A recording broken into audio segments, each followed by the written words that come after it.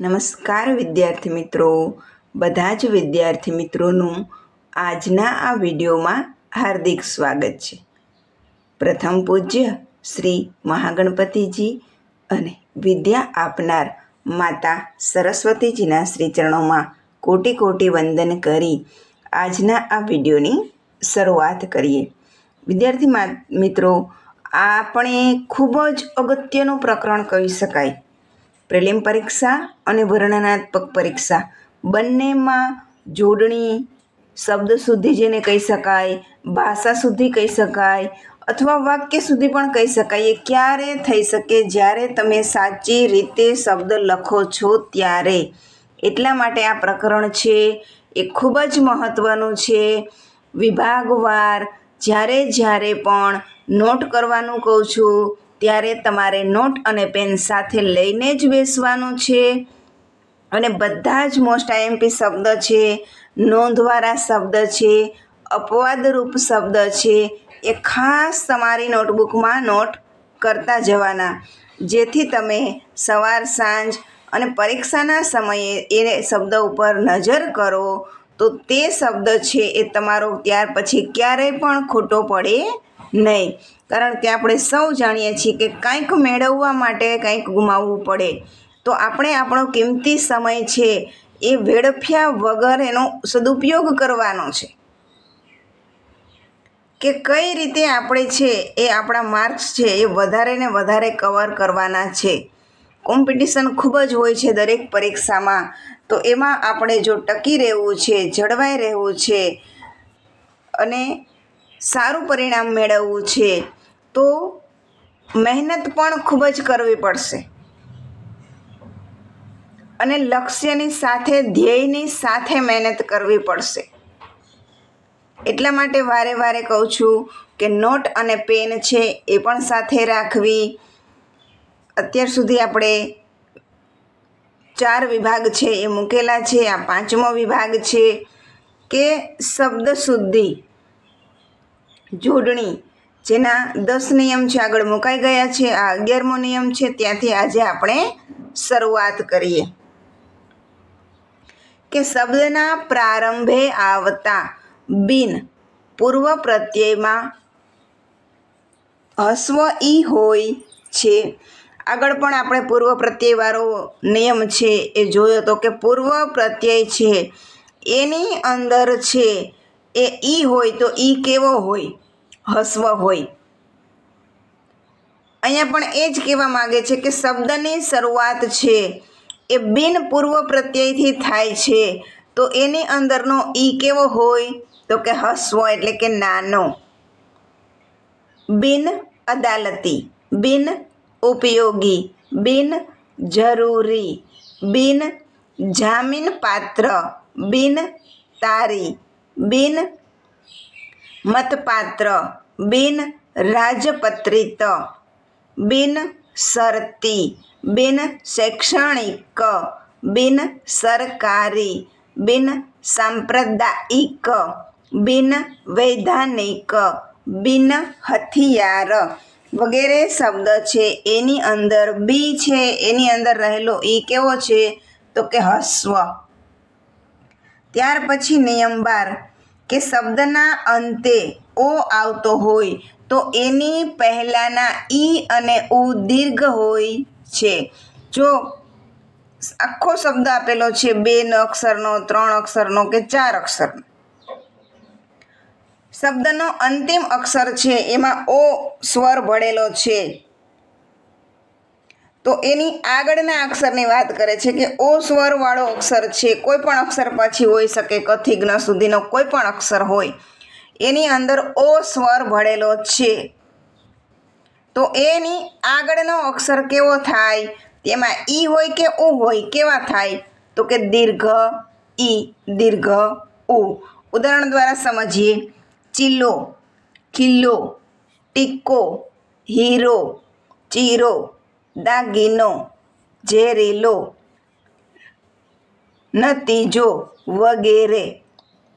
તમે જોઈ શકો છો કે પાછળનો જે વર્ણ છે એની અંદર ઓ સ્વર ભળેલો છે.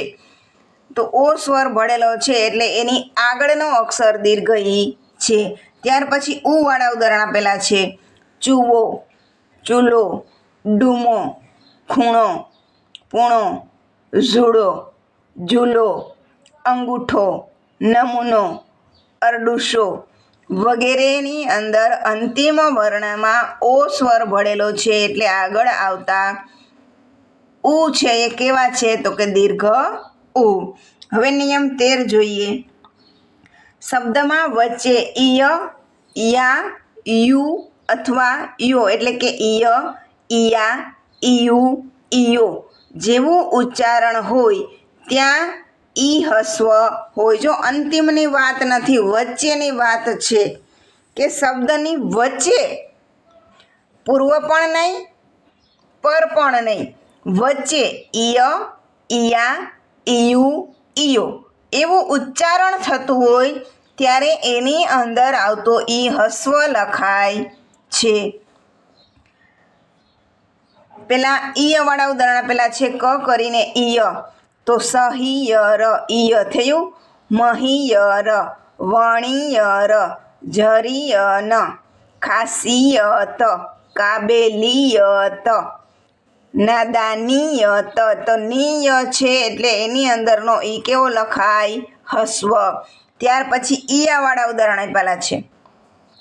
ખાડિયા, રસિયા, એશિયા, હોશિયાર, રૂમાનિયા, ઓસ્ટ્રિયા, ઓસ્ટ્રેલિયા, પઢિયાર, મણિયાર, ચોકિયાત, હરિયાળી, વરિયાળી, અગિયાર, બુનિયાદ, ફરિયાદ, ઉજળિયાત, ગારિયાધાર, કાઠિયાવાડ. તો ઈયા પ્રત્યય ક્યાં ઉચ્ચારણ થાય છે? તો કે વચ્ચે. શબ્દની શરૂઆતમાં પણ નથી, અંતે પણ નથી, વચ્ચે ઈયાનું ઉચ્ચારણ થાય ત્યારે આવતો ઈ હસ્વ લખાય છે. ત્યાર પછી ઈ વાળા ઉદાહરણ આપ્યા છે. તળિયું, ફળિયું, ધોતિયું, કોડિયું, ડોકિયું, માળિયું, પ્રભાતિયું, પરોઢિયું, કરચિયું, શંકરિયું, ગલુડિયું, ગાડરિયું. જો આ બધાની અંદર ઈયું ઉચ્ચારણ છે એ અંતે થાય છે.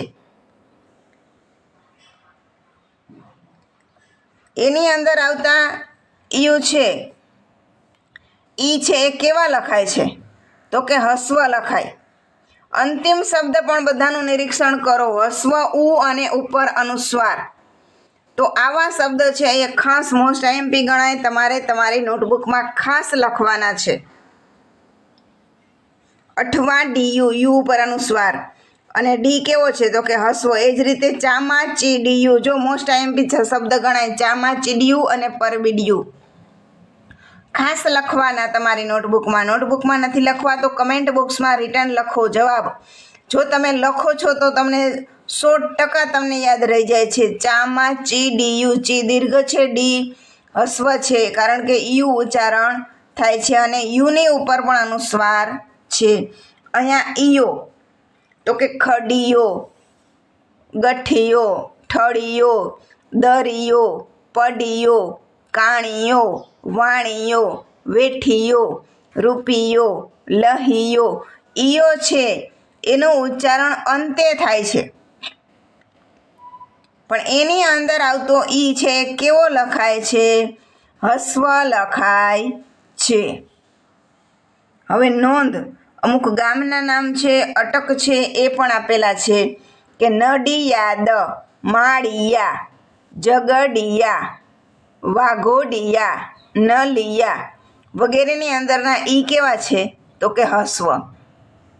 પછી અમુક અટક પણ એવી છે કે સુતરિયા, બગથરિયા, રિયા જો રિયા, કણજરિયા, મડિયા, વરિયા. ઈયાનું ઉચ્ચારણ થાય છે. એની અંદરનો ઈ કેવો લખવાનો? તો કે હસ્વ. તથા ઈયા ઉચ્ચારણમાં ઈ હસ્વ હોય છે. ઈયળ, અડિયલ, કઢિયલ, દમિયલ, ગુણિયલ, પતિયલ. ત્યાર પછી ઈયાળ આ ઉચ્ચારણ થતું હોય. જ્યારે શબ્દ આપણે ઉચ્ચારીએ ત્યારે એનું ઉચ્ચારણ જો તમે મનમાં સાથે બોલશો,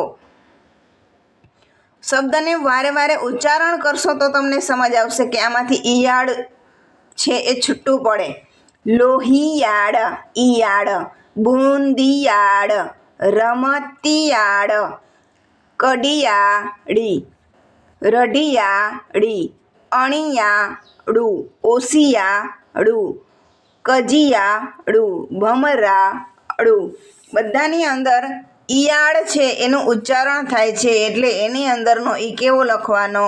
હસ્વ લખવાનો. ત્યાર પછી ઘ છે એમાં ઈયાતના ઉદાહરણ આપેલા છે. લેણીયાત, દેણીયાત, આંગળીયાત, ઉજળિયાત, કબજિયાત, ચોખલિયાત, ફરજિયાત, મરજિયાત વગેરેની અંદર ઈયાત છે એનું ઉચ્ચારણ થાય છે એટલે એની અંદરના ઈ હસ્વ થાય. ત્યાર પછી નિયમ 14 જોઈએ કે શબ્દમાં જોડાક્ષર પહેલાંના ઈ અને ઉ હસ્વ હોય છે. જેમ કે સ્ત્રી, તો સ્ત્રી એ સ્ત્રી કેવો શબ્દ છે? જોડાક્ષર છે. કિલ્લો, તો લ ની અંદર 2 લ જોડાયેલા છે. ખિસ્સું, તો સ ની અંદર 2 સ જોડાયેલા છે. ત્યાર પછી જિદ્દી, તો દ ની અંદર 2 દ જોડાયેલા છે. ફિક્કું, ક ની અંદર 2 ક જોડાયેલા છે. પિસ્તા, સ અને ત જોડાયેલા છે. તો એ કહેવા માંગે છે આ નિયમ કે જ્યારે જ્યારે જોડાક્ષર હોય અને જોડાક્ષરની અંદર ઈ કે ઉ આવે તો કેવા લખવાના? તો કે હસ્વ લખવાના. તમે જોઈ શકો છો આગળનો અક્ષર છે એ ખાસ જોવાનો છે કે જોડાક્ષર છે એના પહેલાંના અક્ષરમાં ઈ કે ઉ આવે તો ખાસ કરીને ઈ હોય તો પણ હસ્વ કરવાનો, ઉ હોય તો પણ હસ્વ કરવાનો. શિસ્ત, સિક્કો, હિસ્સો, પિત્તળ. અહીંયા જો તની અંદર 2 ત જોડાયેલા છે. આપણે ધ્વનિ શ્રેણી કરીએ ત્યારે 2 હલંત ત છૂટા પડે વગેરે. ત્યાર પછી ઉ વાળા ઉદાહરણ આપેલા છે. ખુલ્લું, ગુસ્સો, ચુસ્ત, છુટ્ટું. અહીંયા ટ છે એની અંદર 2 છાંદ ટ જોડાયેલા હોય. જુસ્સો, જુઠ્ઠો, બુઢ્ઢો, બુઠ્ઠો, મુક્કો, ભુટ્ટો, ભૂસકો, લુખ્ખું, લુચ્ચું, સુદ્ધા, ડુક્કર, ધુમ્મસ, હુલ્લડ. તો વગેરેની અંદરના ઉ છે એ કેવા લખાણા છે?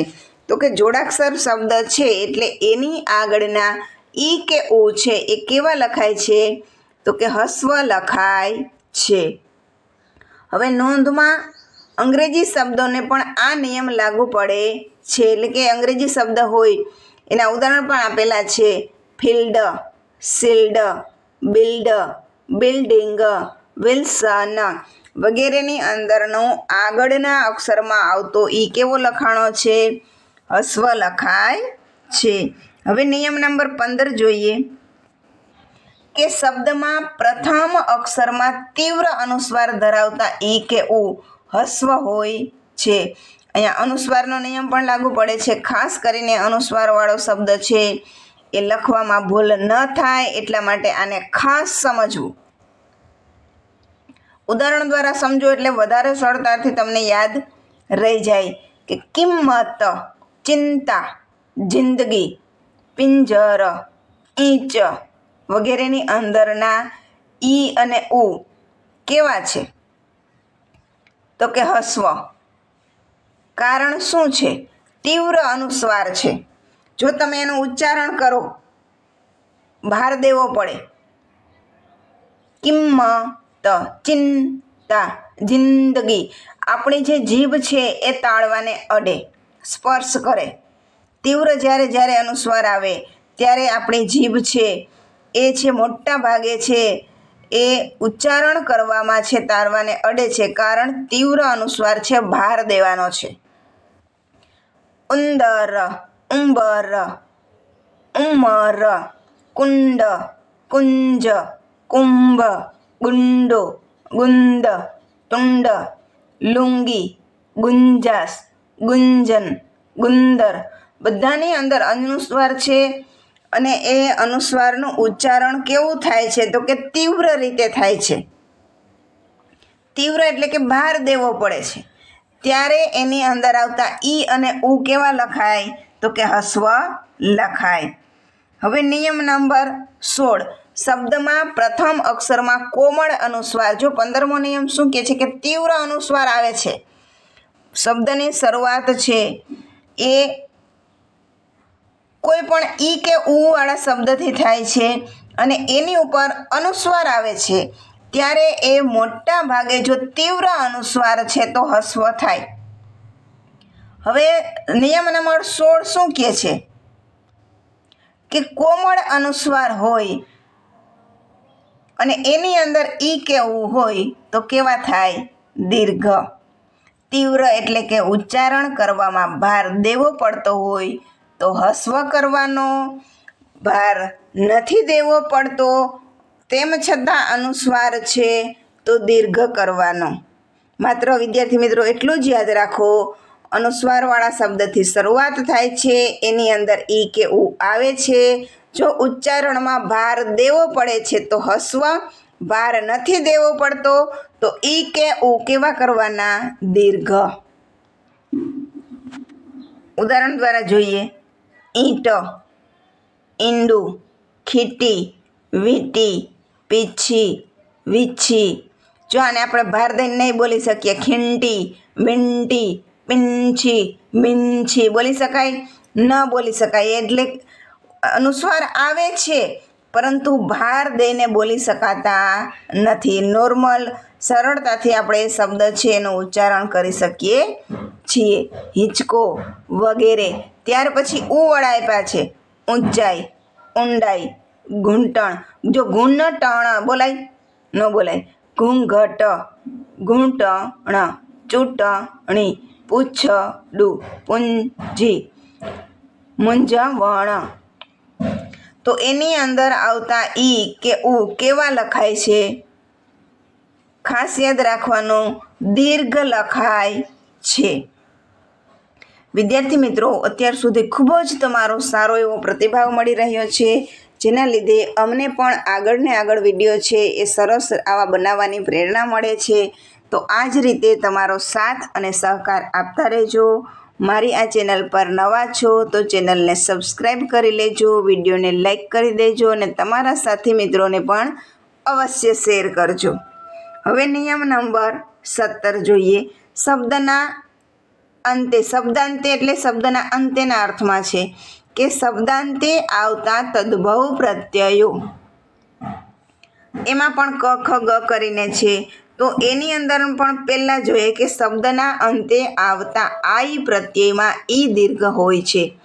આગળ આપણે ઈય, ઈયા, ઈયળ, ઈયાળ જે પ્રત્યય જોયા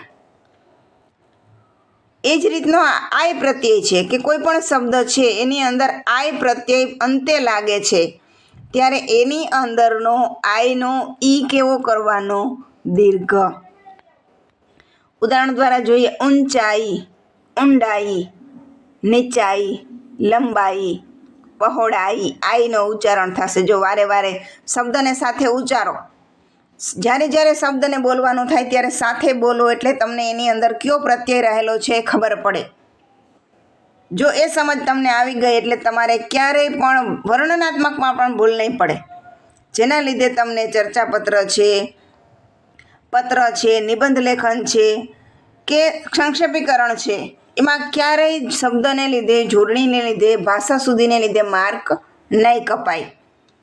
જાડાઈ, ખરાઈ, સચ્ચાઈ, લુચ્ચાઈ, બુરાઈ, ચાવડાઈ, વાયડાઈ, વેવલાઈ, મોટાઈ, બડાઈ, આઈ બધા શબ્દ છે એની અંતે ઉચ્ચારણ શેનું થાય છે તો કે આઈ. એટલા માટે વારે વારે શબ્દ છે એને ઉચ્ચારી અને પછી જોઈ લેવાનું કે આઈનું ઉચ્ચારણ થાય છે તો અંતિમ જે ઈ છે એ કેવો થાય? દીર્ઘ. એમાં નિયમ નંબર ખ. શબ્દના અંતે ઈલી, ઈલું, ઈલો, ઈકી, ઈકુ, ઈકો પ્રત્યયોમાં ઈ દીર્ઘ હોય છે. ઉ અનુસ્વાર સાથેનો ઉ હસ્વ હોય છે કે શબ્દની અંદર ઉ આવે છે અને અનુસ્વાર હોય તો એ હસ્વ થાય. ઉદાહરણ પણ આપેલું છે જો ઈ લી દીર્ઘ લુ છે અનુસ્વારની સાથે છે એટલે લુ કેવો છે હસ્વ. અહીંયા પણ કુ છે એ કુ છે અનુસ્વારની સાથે છે એટલે કેવો છે હસ્વ. અહીંયા તમે જોઈ શકો છો કોડીલી કોડીલું તો લુ છે એ હસ્વ છે કારણ ઉપર અનુસ્વાર છે કોડીલો. બીજું છે ઘાટીલી ઘાટીલું ઘાટીલો. બધા જ શબ્દ આ રીતે તમે બનાવી શકો છો, જાતે પણ કરી શકો છો કે ઝેરી લી ઝેરી લુ ઝેરી લો, દાજી લી દાજી લુ દાજી લો, વેગી લી વેગી લુ વેગી લો.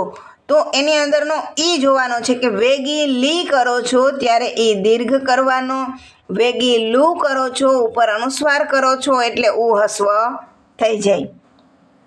ત્યાર પછી ઈકી ઈકુ અને ઈકો વાળા ઉદાહરણ આપેલા છે કે પોતી કી પોતી કુ પોતી કો, માણી કુ પાંચી કો.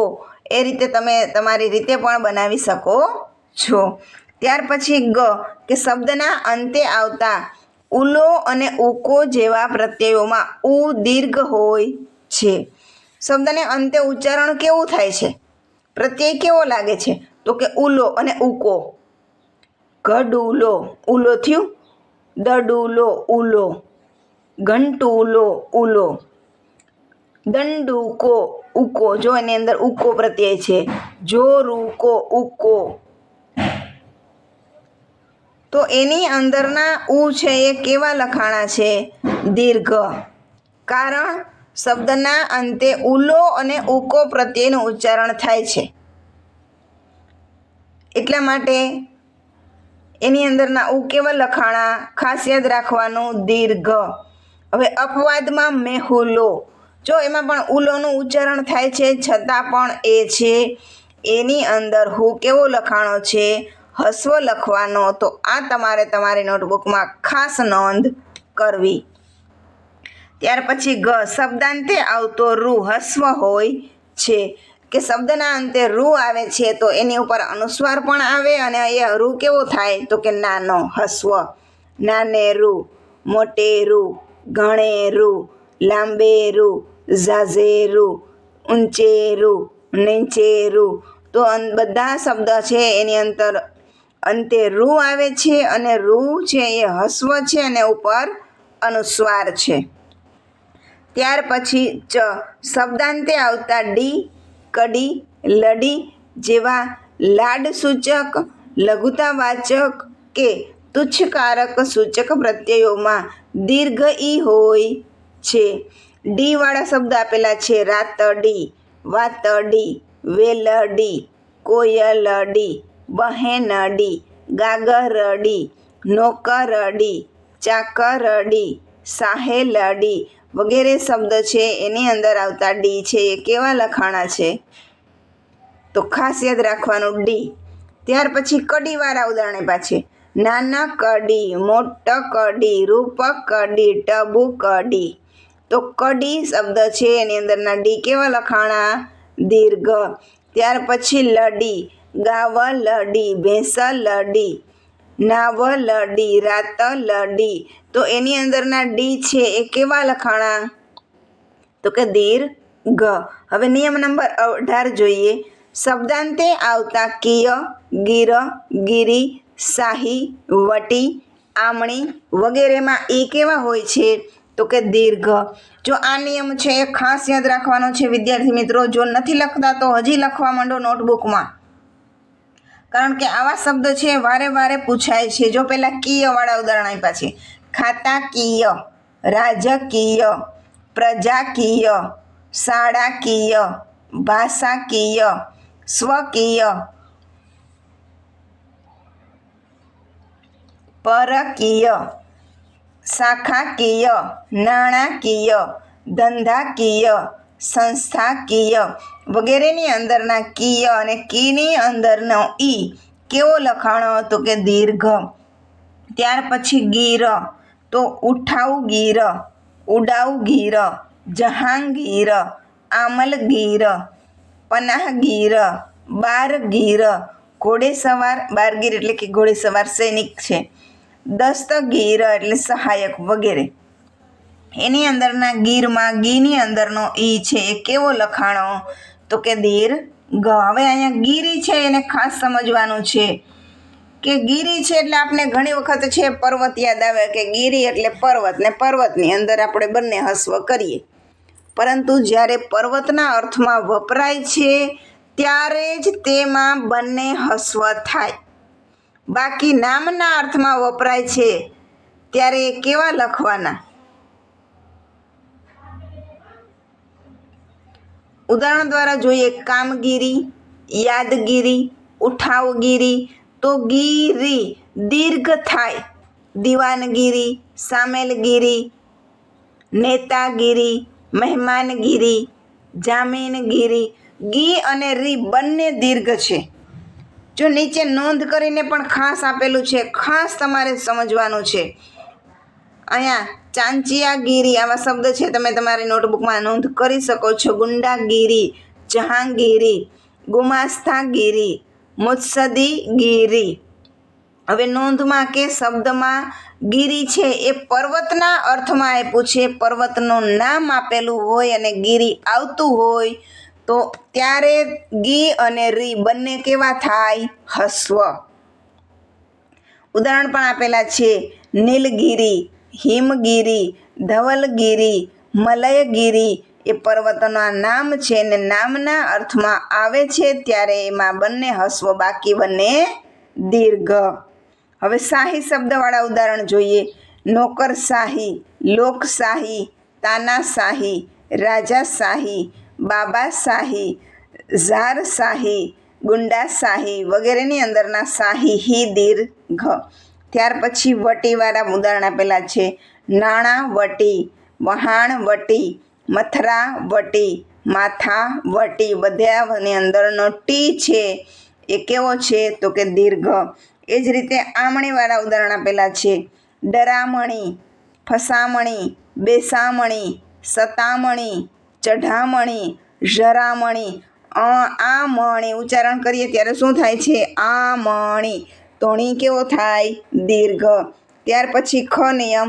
શબ્દાંતે આવતા ણુકમાં ઉ દીર્ઘ હોય. કે શબ્દનું ઉચ્ચારણ કરીએ અને અંતે ણુક છે એનું ઉચ્ચારણ થતું હોય તો એની અંદરનો ઉ છે એ કેવો કરવાનો? દીર્ઘ. ઉદાહરણ પણ આપ્યું છે. નિમણૂક, વર્તણૂક. ત્યાર પછી ગ. શબ્દાંતે આવતા કડું, વડું, કણું, ગણું, પણું, આમણું, વટું વગેરેમાં ઉ હસ્વ હોય છે. કે શબ્દની અંતે જ્યારે આપણે ઉચ્ચારણ કરીએ ત્યારે કડું, વડું, કણું એ રીતના ઉચ્ચારણ થતા હોય તો એને આવતો ડું છે, ઉ છે એ કેવો કરવાનો? હસ્વ. પેલા કડુના ઉદાહરણ આપેલા છે.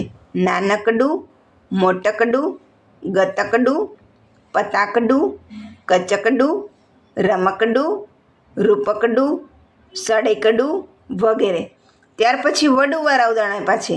એક વડું, બે વડું. જો ડું છે એ હસ્વ પણ છે, ઉપર અનુસ્વાર પણ છે. ભૂલ્યા વગર ખાસ ધ્યાન રાખવું વિદ્યાર્થી મિત્રો. એક વડું, બે વડું. ડું છે એ હસ્વ અને ઉપર અનુસ્વાર. ત્યાર પછી કણુવાળા ઉદાહરણ આપેલા છે.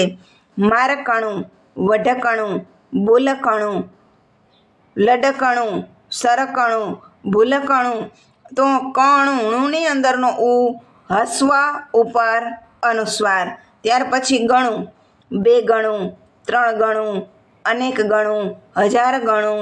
તો ણું છે એ હસ્વ અને ઉપર અનુસ્વાર. જો તમે પસંદ કરવામાં ભૂલ કરો છો, અનુસ્વારની કે ભૂલ કરો છો તો પણ તમારો માર્ક જાય છે, એટલા માટે ખાસ ધ્યાન રાખવું. પણું. મારાપણું, તારાપણું, સહીપણું, મોટાપણું, શાહીપણું, રાજાપણું વગેરેની અંદરનો ણું છે એ કેવો? તો કે હસ્વ અને ઉપર અનુસ્વાર. આમણું. તો ડરામણું, સતામણું, લોભામણું, બિહામણું, રળિયામણું. ત્યાર પછી વટુવાળા ઉદાહરણ આપેલા છે. બહારવટું, વહાણવટું, વ્યાજવટું, નાણાવટું, દેયરવટું. તો વટુ ટુની અંદરનો ઉ છે એ હસ્વ અને ઉપર અનુસ્વાર.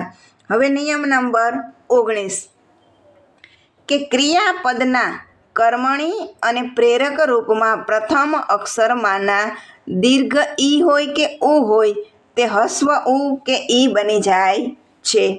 હવે ક્રિયાપદ દ્વારા જે ક્રિયા થઈ રહી છે શીખવું એટલે કર્મણીમાં ફેરવવો ત્યારે શીખાવવું, પ્રેરકમાં તો શીખવાડવું. તો જો પહેલા સી છે એ ક્રિયાના પદના રૂપમાં છે શીખવું તો સી દીર્ઘ, પરંતુ કર્મણીમાં અને પ્રેરકમાં ફેરવો છો ત્યારે સી કેવો થઈ જાય છે? હસ્વ થઈ જાય છે. બીજું ઉદાહરણ આપ્યું છે પીવું, પી દીર્ઘ છે, કર્મણીમાં અને પ્રેરકમાં ફેરવો છો ત્યારે પી હસ્વ થઈ જાય છે. એ જ રીતે ઉડવું, જો ઉડવું ઉ દીર્ઘ, હવે કર્મણીમાં ફેરવવું છે, પ્રેરકમાં ફેરવવું છે તો ઉડાવવું, ઉડાડવું, ઉ કેવા થઈ ગયા? હસ્વ. મૂકવું તો મું છે એ કેવો છે? પહેલા દીર્ઘ છે, ત્યાર પછી મૂકવું, મુકાવવું. ભૂલવું, ભૂલાવવું. જો ઉચ્ચારણમાં પણ ફેર પડી જાય, આપને પણ અંદાજ આવી જાય. ભૂલવું ભાર દેવો પડે, ભૂલાવવું, ભૂલાવવું, હસવવું. સ્વરોનું અનુનાસિક ઉચ્ચારણ હોય તેવા શબ્દોમાં શબ્દ સિદ્ધિ થતાં દીર્ઘ સ્વર જળવાય છે. એટલે કે અહીંયા છે શબ્દ છે એનું ઉચ્ચારણ કરવામાં આવે અને ભાર દેવો પડે છે તો દીર્ઘ ઉનો દીર્ઘ ઉ જ રહે છે. દીર્ઘ ઈ છે તો દીર્ઘ ઈ જ રહે છે, કારણ કે અનુસ્વાર છે એના ઉપર આપણે કેવો છે તો કે તીવ્ર અનુસ્વાર છે. ઘૂંટવું, ઘૂંટાવવું, ઘૂંટાવવું. મીચવું, મીચાવવું, મીચાવવું. નીંદવું, નીંદાવવું, નીંદાવવું. ઘણા બધા આવા શબ્દો આપેલા છે. ખૂંદવું, ખૂંદાવવું, ખૂંદાવવું, ખૂંપવું, ખૂંપાવવું, ખૂંપાવવું, ગૂંથવું, ગૂંથાવવું, ગૂંથાવવું. તો એની અંદરના ઉ છે એમાં પરિવર્તન નથી થતું. જ્યારે તમે પ્રેરક અને કર્મણીમાં ફેરવો છો ત્યારે આગળના અક્ષરનો ઈ છે એ પાછળના અક્ષરમાં હસ્વ થઈ જાય, પરંતુ અહીંયા ફેર અનુસ્વાર તીવ્ર અનુસ્વારને લીધે ફેર પડતો નથી. એ જ રીતે નિયમ નંબર 20 જોઈએ. ક્રિયાપદ પરથી સંજ્ઞા કે વિશેષણ બને ત્યારે અથવા સંજ્ઞા પરથી વિશેષણ બને ત્યારે મૂળ દીર્ઘ ઈ હોય તે હસ્વ ઈ બની જાય છે. સંજ્ઞા પરથી વિશેષણ બનાવવાનો શબ્દ છે ત્યારે એની અંદર આવતા ઈ અને ઉ કેવા થઈ જાય તો કે હસ્વ. મૂળ સંજ્ઞામાં કેવા છે? દીર્ઘ. પછી કેવા થઈ જાય વિશેષણના રૂપમાં? હસ્વ. ખાસ યાદ રાખવાનું, મૂળ સંજ્ઞાના રૂપમાં છે ત્યારે દીર્ઘ, વિશેષણમાં ફેરવો છો, પરિવર્તન કરો છો ત્યારે કેવા થઈ જાય? હસ્વ. ઉદાહરણ આપેલું છે દૂધ, દૂધની અંદર દૂ કેવો છે? દીર્ઘ ઉ. જ્યારે વિશેષણ બને છે ત્યારે શું બને છે? હસ્વ ઉ, દૂધાળું. મુચ્છ, મુછાળું. પૂંછડી, પૂંછડિયું. બુદ્ધ, બુદ્ધ. બીજા એના જ ઉદાહરણ આપેલા છે. રીસ તો રીસાળ, ખીજ તો ખીજાળ, ઝૂલ તો ઝૂણ, ઝૂલણિયું. શીખ તો શીખાઉ. નીંદવું તો નિંદામણ. કૃદંત રૂપમાં મૂળ જોડણી ચાલુ રહે છે. જો ઉદાહરણ આપેલા છે, પેલા ક્રિયાપદ આપેલું છે, પછી વર્તમાન કૃદંત, ભૂત કૃદંત અને ભવિષ્ય કૃદંત. એના આધારે શબ્દ સમજવાનો પ્રયત્ન કરીએ કે એની મૂળ જોડણી જે છે એ ચાલુ ને ચાલુ રહે છે. મૂળ જોડણી એટલે કે એની અંદર આવતા ઈ અને ઉ છે એ કેવા લખાય છે કે જેવા ક્રિયાપદમાં લખાય છે ઈ અને ઉ, એવા જ કૃદંતના રૂપમાં પણ એ લખાય છે. ઉડવું તો ઉડતું, ઉડેલું. ઉડતું એટલે વર્તમાન થઈ ગયું, ઉડેલું એટલે ભૂત થઈ ગયું, અને ઉડનારું એટલે ભવિષ્ય કૃદંતના અર્થમાં છે. તો એની અંદર આવતા ઉ છે એ કેવા છે તો કે દીર્ઘના દીર્ઘ રહે છે. અહીંયા મૂકવું, મૂકતું, મૂકેલું, મૂકનાર. શીખવું, શીખતું, શીખેલું, શીખનાર. પીવું, પીતું, પીધેલું, પીનાર. જેવી રીતે ક્રિયાપદમાં ઈ અને ઉ વપરાય છે એવી જ રીતે વર્તમાન કૃદંત હોય, ભૂત કૃદંત હોય કે ભવિષ્ય કૃદંત હોય ત્યારે પણ એની મૂળ જોડણી સાથે જ લખાય છે. એની અંદરના ઈ અને ઉ દીર્ઘ હોય તો દીર્ઘના દીર્ઘ જ રહે છે. ખાસ ધ્યાન રાખવું. વિદ્યાર્થી મિત્રો, મારા આ વિડીયોને લાઈક કરજો, ચેનલને સબસ્ક્રાઈબ કરજો અને તમારા સાથી મિત્રો સાથે અવશ્ય શેર કરજો.